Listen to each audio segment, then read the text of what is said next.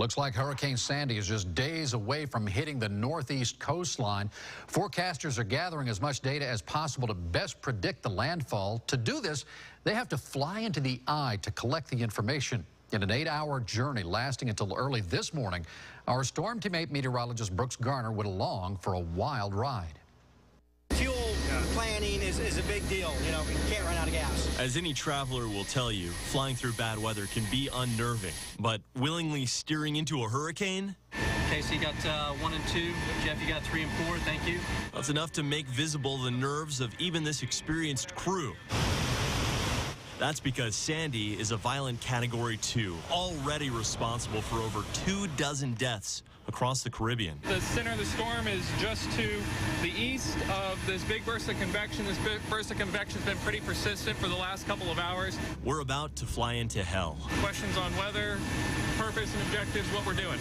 I started to ask myself why we were doing this. The worst part of it is that the hurricane's trying to flip you over.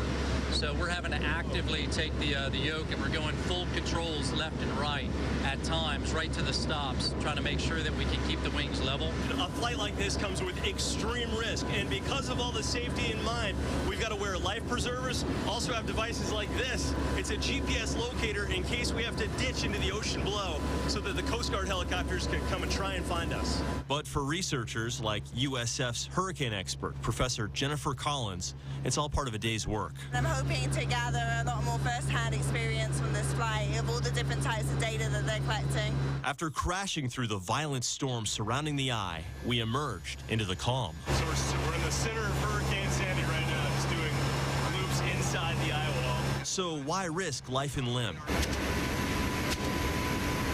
Well, this flight and many just like it every year gather mounds of data, launching instruments like this directly into the storm, making much better forecasts with the goal to save lives. Now, if time permits, we're going to try and go back into the storm.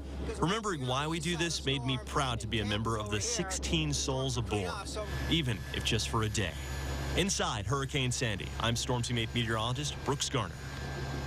Well, as you can imagine, severe motion sickness is common, and the crew is required, and the guests there are required to carry several courtesy bags. You know what I'm talking about, little courtesy bags, just in case. Despite the bumps, though, Brooks and his photographer, Anthony Allred, never had to use those bags. Is bashing the Bahamas following a path that could see it blend with a winter storm and then reach the United States East Coast as a superstorm next week.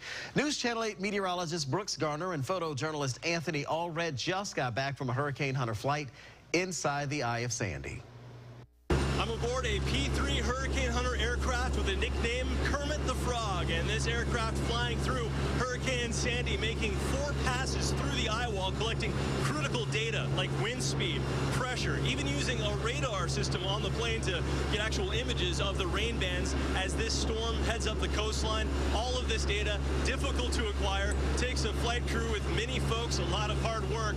But the point of all this is to make better forecasts for this hurricane, as it has potential to affect millions of people. Now I've got Flight Director Ian Sears, who's working the controls right now.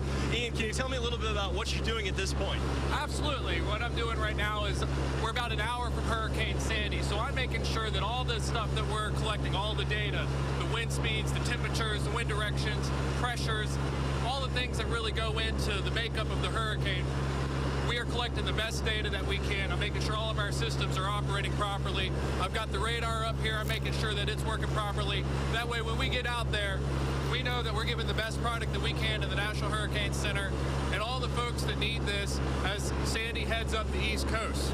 This is a rough ride. How are you hanging in there? Oh, I'm doing fine. If this isn't that rough yet, just wait till we get out to the eye of the storm. Oh yeah, it's going to be a fun time. So we're going to strap in and ride this one out. Back to you. All right, Brooks, thank you. And remember, you can track Sandy and get your local forecast on the weather section of High Definition. This is News Channel 8 on your side today.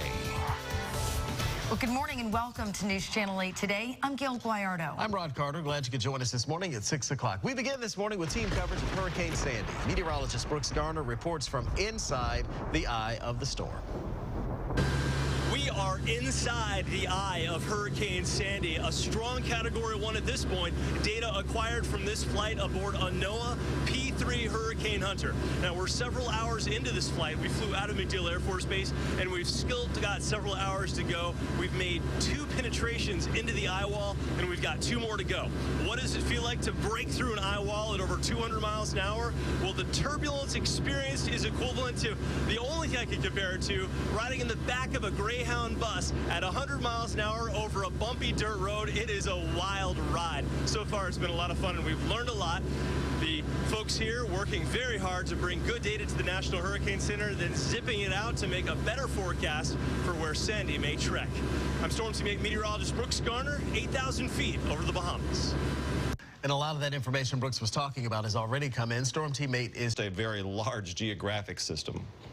So strange to see this time of year. Thank you, Steve.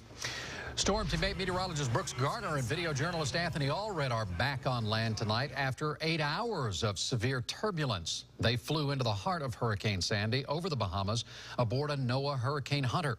The mission is to collect weather data using specialized instruments called dropsondes. Brooks shows us the tubes are carefully arranged before they're launched into the storm. As we approach our first entry point to this storm, he's going to pull the trigger, drop this $800 sonde into the storm. It will measure the temperature, the wind speed, the dew point, and a lot of other very important information, which is then relayed immediately via satellite back to the National Hurricane Center in Miami. As it falls, the instruments send back valuable information which help forecasters. Satellites cannot see this data, so they must physically fly in to find it. Brooks says the constant turbulence felt a little bit like riding in the back of a speeding bus on a dirt road. Remember, you can track Sandy and get your local forecast on the weather section of WFLA.com.